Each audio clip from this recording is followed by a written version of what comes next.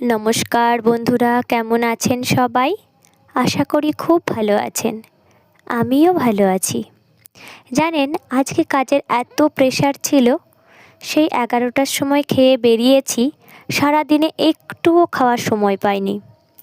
সন্ধ্যার সময় ফিরে এসে বাড়িতে ভাবছি কী খাবো, তা ভেবে ভেবে কুল না পেয়ে ভাবছি কী খাবো, কারণ আজকে সোমবার, আজকে আমরা নিরামিষ খাই।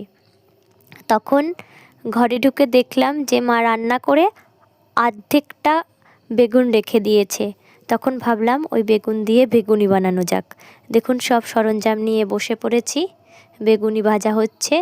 এই বেগুনি ভাজার সময় যখন আমি বেসনটা গোলালাম, তখন ওই বেসন গোলানোর মধ্যে তখন একটু চালের গুঁড়ো দিয়েছি, কেননা কি বড় বৌদির থেকে আমি শিখেছিলাম বেসন যখন বেগুনি তৈরি করা হয়, ওই বেসন গোলানোর মধ্যে যদি একটুখানি চালের গুঁড়ো দিয়ে দেওয়া হয়, যখন নুন লবণ মেশায়, তাহলে এটা খেতে খুব মুচমুচে হয় এবং সুন্দর হয়, খাস্তা টাইপের হয়। দেখুন, যখন বেগুনিটা তেলে দিই না, তেলটা একটু নরম ছিল, তাই ওদের সঙ্গে যুদ্ধ করেও তুলতে পারছি না, একদম পুরো যুদ্ধ চলছে, একদম কড়াই খুন্তির সঙ্গে যুদ্ধ চলছে।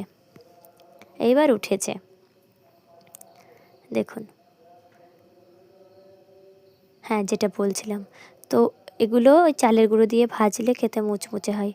দেখুন, আমি হাত দিয়ে ভাঙছি, একদম হাত দেওয়ার সঙ্গে সঙ্গে একদম ভেঙে যাচ্ছে। খেতেও অবশ্যই এরকমই সুন্দর হয়েছে।